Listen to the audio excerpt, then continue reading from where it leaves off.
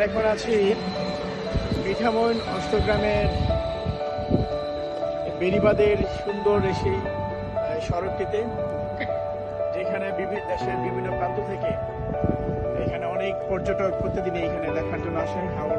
হাওর দেখার পাশাপাশি এই মিঠামইন অষ্টগ্রামের এই সুন্দর সড়কটি দেখার জন্য আসে।